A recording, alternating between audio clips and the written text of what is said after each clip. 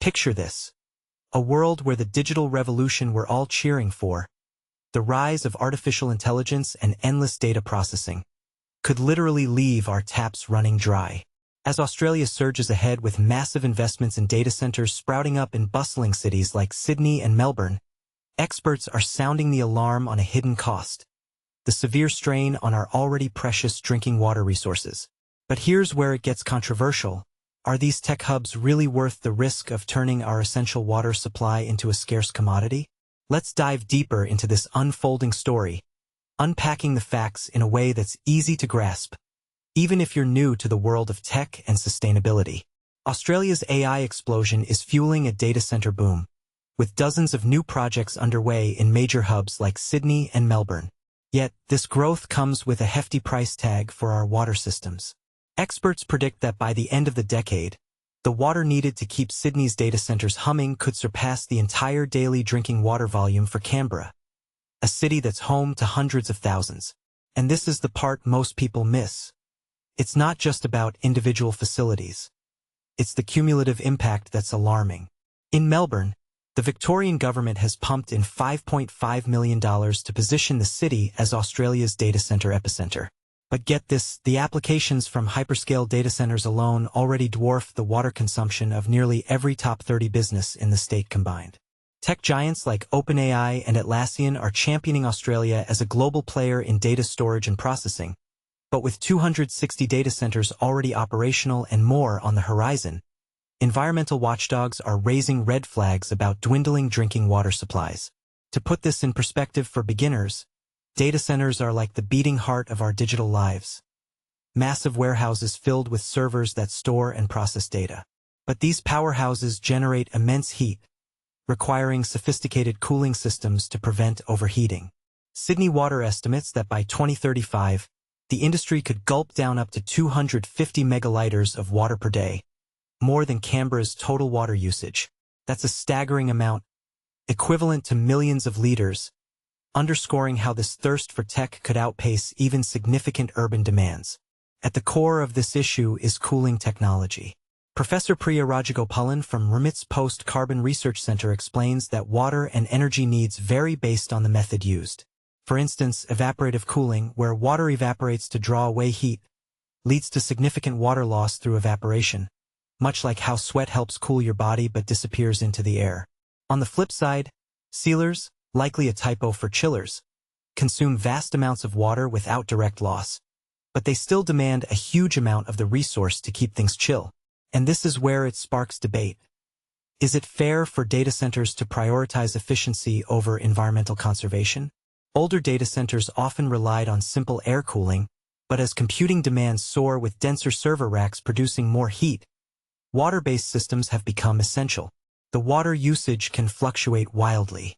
Some innovative players, like NextDC, are adopting liquid-to-chip cooling, which targets the processor or GPU directly rather than cooling the entire space. This approach allows for ramping up processing power without a proportional spike in energy use, thanks to its efficiency. NextDC has rolled out a small-scale version and claims it can scale for high-density setups, potentially achieving a power usage effectiveness, PUE, as low as 1.15. For those unfamiliar, PUE measures how efficiently a data center uses energy. Closer to 1 means less waste, like getting more miles per gallon in a car. The data center world tracks sustainability through 2 key metrics: water usage effectiveness, WUE, and PUE. WUE calculates annual water use divided by annual IT energy use in kilowatt-hours. Imagine a 100-megawatt data center sipping 3 megaliters daily. That would score a WUE of 1.25, with lower numbers indicating better efficiency. Countries like Malaysia set benchmarks, recommending a WUE of 1.8. But even efficient setups at scale can guzzle enormous resources, prompting questions. Should we celebrate these metrics, or demand stricter global standards to curb overall impact? NextDC's PUE edged up to 1.44 last year from 1.42 the prior year, attributed to fluctuating customer activity and new expansions. A reminder that real-world operations aren't always textbook perfect. Amid growing concerns, voices are calling for outright bans on using drinking water for cooling. Sydney Water regularly reviews its water use forecasts and is scouting climate-resilient alternatives like recycled water and stormwater collection to brace for future needs. They assess each data center connection individually, potentially requiring operators to cover upgrades. Meanwhile, Melbourne Water highlighted in its pricing review that hyperscale applicants' demands could eclipse those of the city's top non-residential users, and they've requested upfront payments to avoid burdening the general public. In Victoria's Greater Western Water Region, 19 data center proposals are pending, as revealed in ABC-obtained documents shared with The Guardian.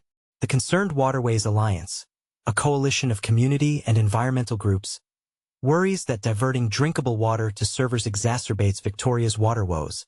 Spokesperson Cameron Steele points out this could boost reliance on desalination, turning seawater into freshwater, a costly and energy-intensive process, and cut into water for natural ecosystems. With communities footing the bill, they advocate for a ban on potable water use and mandatory public reporting, pushing instead for recycled water options. We would strongly advocate for the use of recycled water for data centers rather than potable drinking water, Steele emphasizes. In Australia's scorching climates, especially during summer heat waves, data centers crank up energy or water demands. Danielle Francis, manager of customer and policy at the Water Services Association of Australia, notes that there's no universal formula. Factors like local land availability, noise rules, and water access play in. Utilities juggle needs for homes, businesses, and the environment.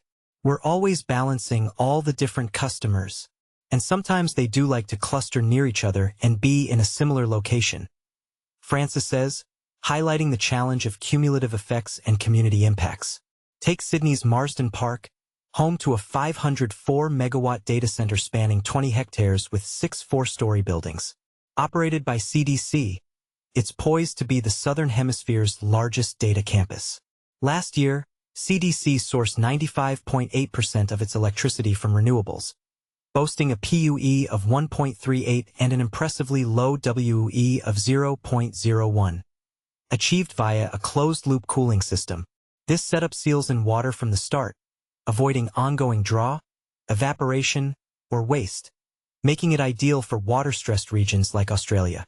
It's a model designed for Australia, a country shaped by drought and water stress, and built for long-term sustainability, a CDC spokesperson states. Yet, even with these innovations, community pushback persists. Planning docs show concerns, including a June letter from New South Wales Western Health District Acting Chief Executive Peter Rofale. He argues the site's proximity to vulnerable populations and its unprecedented size pose untested risks, especially in extreme heat, potentially endangering health without solid mitigation assurances. This data center surge raises thorny questions. Is technological progress worth endangering our water future? Should governments prioritize recycled alternatives over bans? And what about the broader environmental costs like increased desalination and reduced river flows? Do you think data centers are the villains here, or can innovation save the day? Share your opinions in the comments. Let's discuss whether we can balance digital dreams with real-world sustainability.